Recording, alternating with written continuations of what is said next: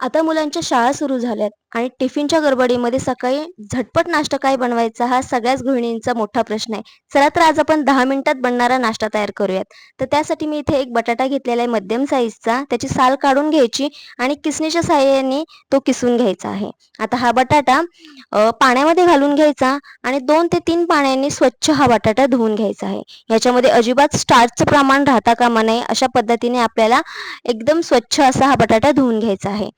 बटाटा धुवून झाला की मग काय करायचं आहे, हा बटाटा आपल्याला पिळून घ्यायचा आहे. याच्यामध्ये अजिबात पाण्याचा अंश राहता कामा नये. अशा पद्धतीने बटाटा पूर्णपणे त्याच्यातलं सगळं पाणी आपल्याला पिळून काढून घ्यायचं आहे. आता याच्यामध्ये मी हिरव्या मिरच्या घालणार आहे. तुम्हाला हवं तर तुम्ही लाल तिखट देखील घालू शकता, पण हिरव्या मिरचीने खूप जास्त छान टेस्ट येते. तर इथे मी साधारण 3 हिरव्या मिरच्या कट करून घेतलेल्या आहेत. त्याचबरोबर बारीक चिरलेली कोथिंबीर घेतलेली आहे.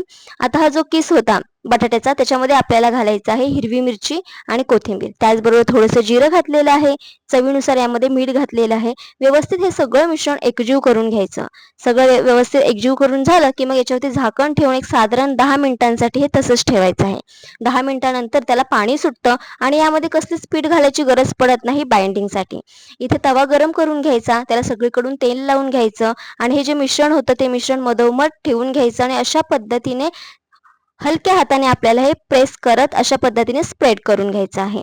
त्यानंतर दोन्ही बाजू छान अशा भाजून घ्यायच्या आलटीपलटी करून. कढईने तेल सोडायचं आणि मस्त असा क्रिस्पी असा हा नाश्ता तयार होतो. हा तुम्ही टोमॅटो सॉससोबत खाऊ शकता किंवा दह्यासोबत सुद्धा खूप छान लागतो. लहान मुलांना तुम्ही टिफिनला सुद्धा देऊ शकता. इतका झटपट होणारा असा हा नाश्ता आहे.